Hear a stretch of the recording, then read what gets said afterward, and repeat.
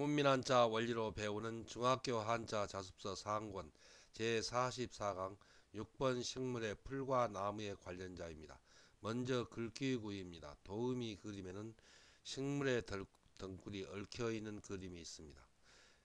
글귀구의 짜임은 대전과 소전에서는 얽힐 규 안에 입구를 결합해서 나타내었고, 해서에서도 이 얽힐 규가 글자의 몸으로 쓰이는 모양으로 변형하여 글자의 몸에 나타내고, 그 안에 말한다는 뜻을 나타내는 입구를 결합하여 글귀구의 글자 모양이 되었습니다. 자원은 글귀구는 덩굴이 얽히듯이 낱말이 모여서 문장의 일부분이 되는 말이라는 뜻을 나타내어 이를 글귀라는 뜻이며, 보기로 문구가 있고, 덩굴이 얽히듯이 끌어 당긴다 또 굽는다는 뜻이며 보기로 구배가 있습니다.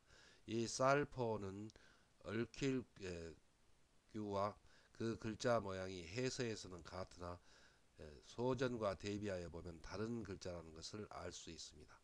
훈과 음은 글귀구, 당길구, 구불구입니다. 다음은 아저씨 쑥, 작은아버지 쑥입니다. 도우미 그림에는 적화와 아저씨 또는 작은아버지의 그림이 있습니다. 아저씨 쑥의 짜임은 대전과 소전에서는 콩쑥변에 또우를 결합해서 나타내었고, 해서에서는 작다는 뜻을 나타내는 콩쑥을 글자의 변에 나타내고, 그 오른쪽에 손의 뜻을 나타낸 또우를 결합하여 아저씨 쑥, 작은아버지 쑥의 글자 모양이 되었습니다.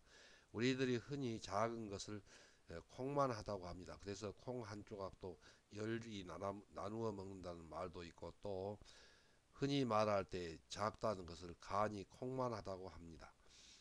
자원은 아저씨 쑥은 사람들이 흔히 작은 것을 콩에 비유하여 아버지보다 나이가 적은 아버지의 손 아래 동생이 일 아저씨 또는 작은 아버지라는 뜻이며, 보기로 숙부가 있고 자녀들이 아저씨라 부르는 이 남편 형제라는 뜻이 되며, 보기로 시숙이 있고 부분 글자로 쓰이면 삼콩이라는 뜻이 되며 이 콩숙의 뜻입니다. 훈과 음은 아저씨 쑥, 작은아버지 쑥, 남편 형제 쑥, 콩쑥입니다. 한자를 쓰면서 마무리하겠습니다. 먼저 글귀구는 얽힐 규의 입구를 결합해서 나타내었습니다. 그래서 덩굴이 얽히듯이 입구, 낱말이 모여서 문장의 일부분이 되는 그런 말이 글귀라는 뜻을 나타내서 글귀구입니다. 다음은 아저씨 쑥입니다. 아저씨 쑥은 콩쑥의 또우를 결합해서 나타내었습니다. 콩쑥은 여기서 콩이라는 것은 콩알만 하다는 것은 작다는 뜻을 나타냅니다. 그래서 그리고 또우는 손입니다. 그래서 아버지보다 나이가 적은 손아래 동생이 바로 아저씨 또는 작은아버지라는 뜻에서 아저씨의 쑥, 작은아버지 쑥이 되었습니다. 다음은 맑을 쑥입니다. 도우미 그림에는 맑고 깨끗한 물을 콩나물에 부어서 콩나물을 가꾸고 있는 그림이 있습니다. 맑을 쑥의 짜임은 대전과 소전에서는 물수변에 콩쑥과 또우를 결합해서 나타내었고, 해서에서도 물수를 글자의 변에 나타내고, 그 오른쪽에 콩쑥과 손의 뜻을 나타내는 또우를 결합하여 맑을 쑥의 글자 모양이 되었습니다. 자원은 맑을 쑥은 깨끗한 물을 콩나물에 손으로 뿌려주어 기르는 것을 나타내어 다른 채소나 나물이 그 뿌리에 흙이 묻고 또 잎에 먼지가 있는 것과는 전혀 다르게 맑은 물에서 자라난 콩나물처럼 사물이 이를 막다는 뜻이며, 보기로 숙청이 있고 맑은 물을 사람의 깨끗한 마음씨에 비유하여 또 그 맑고 깨끗한 물을 먹고 자라는 콩나물을 사람에 비유하여 이 착하다 또 얌전하다는 뜻이며, 보기로 정숙이 있고 착하고 얌전한 사람을 사모한다는 뜻이며, 보기로 사숙이 있습니다. 훈과 음은 맑을 쑥, 착할 쑥, 얌전할 쑥, 사모할 쑥입니다. 다음은 드리울 쑥입니다. 도우미 그림에는 수양버들의 가지와 잎이 땅에 치렁치렁 드리워진 그림이 있습니다. 드리울 쑥의 짜임은 소전에서는 초목의 가지와 잎이 드리워진 상형자의 땅토를 결합해서 나타내었고, 해서에서도 이 초목의 가지와 잎이 드리운 상형자가 고든 성분으로 그리고 해서의 고유한 모양을 나타내어 글자의 위에 나타내고, 그 밑에 땅토를 결합하여 드리울 수의 글자 모양이 되었습니다.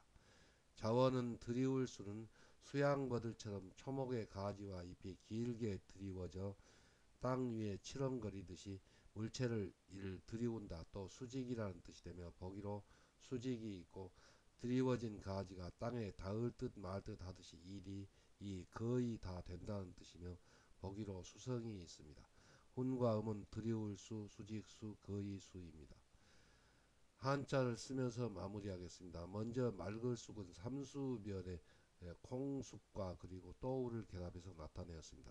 여기서 삼수변은 맑은 물의 뜻이고 그리고 콩쑥은 콩나물을 나타냅니다. 그래서 맑은 물 콩나물에 또우는 손으로 뿌려주면서 기르는 것을 나타내어서 일반 나물이나 채소가 그 뿌리에 흙이 묻고 또 잎에 먼지가 있는 것에 비하여 콩나물은 매우 맑고 깨끗하다는 것을 나타내어서 맑을 쑥, 차갈 쑥, 얌전할 쑥이 되었습니다.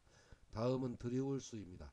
드리울 수는 훈민 한자에서 기본 획을 분해하고 결합하는 영상기억법으로 공부하겠습니다. 그래서 먼저 납작하게 삐친 획은 그 초목의 가지가 드리워진 맨 위의 가지, 그리고 그 밑에는 그 가운데에 있는 가지, 그리고 맨 밑에는 맨 밑에 드리워진 가지고, 그리고 그 왼편에 보이는 이런 드리워진 가지를 한 획을 이렇게 내리고 또 오른편에 있는 부분을 내리고, 그리고 이 드리워진 가지에 땅에 닿을 듯 한다는 뜻에서 땅토, 흙토를 결합해서 나타내면 드리울 수가 됩니다. 그래서 이런 방법으로 말하면서 여러분들이 쓰면은 평생 이 글자를 잊지 않을 것입니다.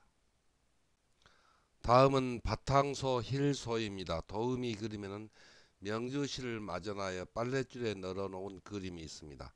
바탕소의 짜임은 대전과 소전에서는 드리울 수 밑에 실사를 결합해서 나타내었고, 해서에서는 이 소전의 글자가 고든 서문으로 변형하여 드리울 수를 획줄임한 모양을 글자 위에 나타내고 그 밑에 명주실의 뜻을 나타내는 실사를 결합하여 바탕소의 글자 모양이 되었습니다. 자원은 바탕소는 비단을 짜기 위하여 깨끗하게 마전하여 빨랫줄에 널어 드리워진 명주실의 빛깔처럼 일희다, 또 깨끗하다는 뜻이며 보기로 소복이 있고, 명주실은 비단의 일 바탕 또는 본디라는 뜻이 되며 보기로 소질이 있고, 명주실은 비단을 짜는 재료가 되니 삼 소재라는 뜻이 되며 보기로 소재가 있습니다. 훈과 음은 바탕소, 본디소, 힐소, 깨끗할소, 소재소입니다. 다음은 빛날 화입니다. 도우미 그림에는 아름다운 꽃의 그림이 있습니다. 빛날 화의 짜임은 대전과 소전에서는 풀초 밑에 드리울 수와 그리고 어조사후 말할 우를 결합해서 나타내었고, 해서에서도 초목의 뜻을 나타내는 풀초 머리를 글자 위에 나타내고 그 밑에 드리울 수가 획줄임한 모양을 결합하고 그 밑에 말한다는 뜻을 나타내는 어조사우를 획줄임하여 빛날화 꽃화의 글자 모양이 되었습니다. 자원은 빛날화는 초목의 가지에 꽃이 활짝 피어서 탐스럽게 드리워진 것을 말하여 이 꽃이라는 뜻이며 보기로 화실이 있고, 이 현대 우리가 쓰는 꽃화의 고자입니다. 또 꽃이 활짝 피어서 아름답게 빛난다는 뜻이 되며 보기로 화려가 있고, 나라 이름으로 써서 중국이라는 뜻이 되며 보기로 중화민국이나 화교가 있습니다. 훈과 음은 빛날화, 꽃화, 중국화입니다. 한자를 쓰면서 마무리하겠습니다. 먼저 바탕소는 세 번 가로 긋고 그리고 내리고서 꿰인 이 획은 드리울 수가 획줄임한 모양입니다. 그리고 그 밑에 실사를 결합했습니다. 그래서 그 뜻은 명주실을 드리워서 곧 마저나라에서 빨랫줄에 널어놓은 것을 나타내어서 그 명주실이 희고 깨끗하다는 뜻이고, 또 이 명주실은 비단을 짜는 바탕이 된다는 뜻에서 바탕소, 본디소가 되었습니다.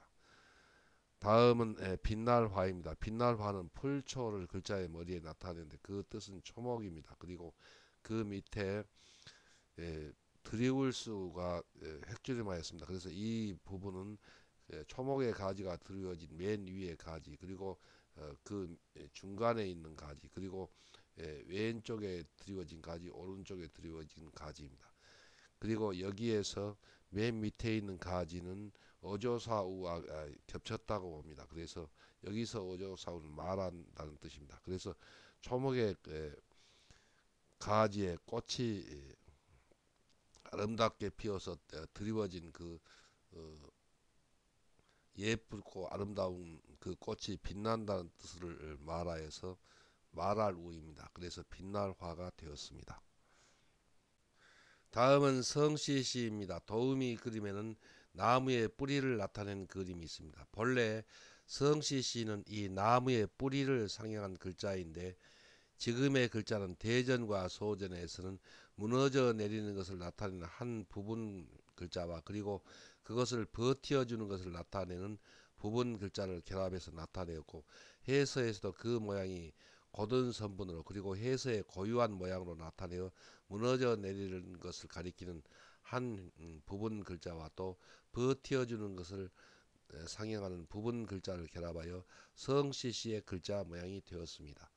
자원은 성씨씨는 본래 뿌리의 상형자로 초목이 뿌리에서 싹이 움터 나오듯이 조상의 피를 받아 대를 이어가는 사람의 뿌리가 되는 것이 성씨라는 뜻이며 지금의 글자는 조상으로부터 대를 이어가면서 종족이 지파로 나뉘어져 혈족이라는 생각이 사라져 가는 것을 버티어주는 구실을 하는 것이 일성씨라는 뜻이며 보기로 이씨가 있고 그러니까 이씨, 박씨, 김씨 하는 성이 있기 때문에 사람들이 자기의 뿌리를 찾을 수 있다는 것입니다. 성이나 이름에 붙여 이 존칭이라는 뜻이 되며 보기로 김한국씨가 있고 사람의 성씨는 곧 초목의 삼 뿌리라는 뜻을 나타내는 부분 글자의 뜻으로 쓰입니다. 훈과 음은 성씨시, 존칭시, 뿌리시입니다. 다음은 나절저입니다. 도음이 그림에는 상정이 되는 웃어른과 그리고 비하여 이 하인은 그 신분이 낮다는 것을 나타내었습니다. 나절저의 짜임은 대전과 소전에서는 사람인 변에 나절저 밑절을 결합해서 나타내었고 해서에서도 사람인을 글자의 변에 나타내고 그 뜻은 웃 어른이나 신분이 높은 사람이라는 뜻입니다. 그리고 그 오른쪽에 나절저 밑절을 결합했는데 이 그 뜻은 젊은이나 신분이 낮은 사람이라는 뜻입니다. 그래서 낮을저 숙일저의 글자 모양이 되었습니다. 자원은 낮을저는 나이 많은 어른이나 신분이 높은 사람 앞에서 젊은이나 신분이 낮은 사람이 머리를 숙이듯이 신분이나 자세가 일 낮다는 뜻이며 보기로 고저가 있고 고개를 낮추어 이 숙인다는 뜻이 되며 보기로 저두가 있고 물건값이 낮으니 삼 값싸다는 뜻이 되며 보기로 저렴이 있습니다. 훈과 음은 낮을저, 숙일저, 값쌀저입니다. 한자를 쓰면서 마무리하겠습니다. 먼저 성씨씨는 본래 나무의 뿌리를 상징한 글자이고 또 나무의 뿌리에서 나무의 초목이 움터 나오듯이 조상의 피를 받아 대를 이어가는 사람의 뿌리가 되는 것이 성씨라는 뜻이었으나 지금의 글자는 무너져 내리는 것을 버텨주는 다는 뜻을 나타내 회계 결합으로 나타내었습니다. 그래서 종족이 지파로 나뉘어져 동족이라는 곧 같은 혈족이라는 생각이 사라져 가는 것을 버텨주는 것은 성씨가 있기 때문이라는 뜻에서 성씨씨가 되었고 또 뿌리의 상형자이므로 부분 글자로 쓰이면 뿌리의 뜻이 됩니다. 다음은 나절저입니다. 나절저는 사람인 변에 나절저를 결합했는데 이 사람이는 나이가 많거나 신분이 높은 사람을 나타내고 그리고 그 오른쪽에 있는 나절저는 그 사람에 비하여 나이가 젊거나 신분이 낮은 사람이라는 뜻을 나타내서 성씨씨 변의 그 낮은 것을 가리키는 한 획을 결합하였습니다. 그래서 이 글자가 나절저입니다. 다음은 종이지입니다. 도우미 그림에는 우리들이 사용하는 종이의 그림이 있습니다. 종이지의 짜임은 대전과 소전에서는 실사변의 뿌리시, 성시시를 결합해서 나타내었고 해서에서는 섬유질의 뜻을 나타내는 실사를 글자의 변에 나타내고 그 오른쪽에 뿌리의 뜻을 나타내는 성시시를 결합하여 종이지의 글자 모양이 되었습니다.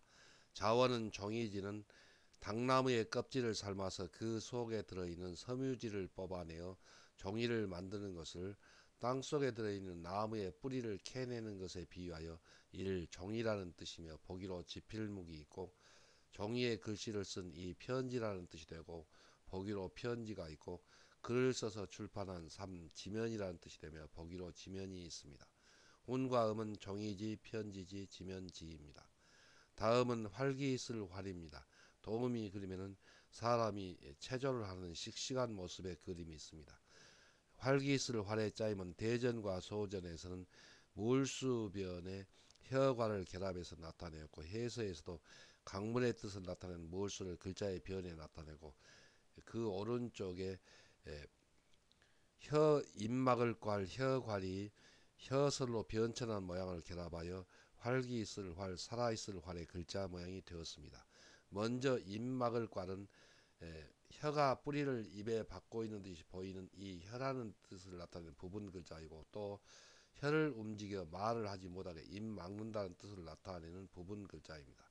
그런데 이 혀설은 바로 우리들이 기초학습편에 배운 이 설과 전설은 다르나 부분 글자로 쓰면 그 뜻이 같고, 또 이 소전의 혀설의 약자이므로 그냥 여러분들은 이 글자를 혀설로 해서대로 해석해도 아무 틀림이 없겠습니다. 자원은 활기 있을 활, 물소리관은 강물이 흐르듯이 살아있는 것처럼 흐르는 것이 살아있는 것처럼 보이듯이 혀를 움직여 말을 하는 것의 공통점이 활기 있다, 또 살아있다는 뜻이며, 보기로 활기가 있고, 지식과 기술을 응용한다는 뜻이 되며, 보기로 활용이 있고, 활기 있게 흐르는 물소리가 물소리라는 뜻이 되며, 보기로 괄괄이 있습니다. 훈과 음은 활기 있을 활, 살아 있을 활, 응용할 활, 물소리 괄입니다. 그래서 물소리의 뜻으로 쓰일 때는 활로 읽지 않고 괄로 읽는다는 것을 잘 여러분들이 기억해 두기 바랍니다. 쓰면서 마무리하겠습니다. 먼저 종이지는 실사변의 성시시를 결합해서 나타냈습니다. 그래서 여기서 실사는 섬유질이라는 뜻이 되고, 또 성시시는 그 뿌리라는 뜻입니다. 그래서 당나무의 껍질을 삶아서 그 속에 들어있는 실사, 곧 섬유질을 뿌리를 캐내듯이 뽑아내어서 만든 것이 종이라는 뜻을 나타내서 종이지가 되었고, 그 뜻이 파생하여 편지지, 지면지가 되었습니다. 다음은 활기 있을 활, 살아 있을 활은 삼수변의 혀설을 결합해서 나타내었습니다. 그래서 여기서 삼수변은 강물이 흐르는 것이 살아있어 움직이는 것처럼 흘러가고, 또 혀가 말을 할 때나 또 음식을 먹을 때 움직이는 것을 나타내어서 살아있다는 것을 공통점을 나타내어서 활기 있을 활, 살아있을 활이 되었습니다.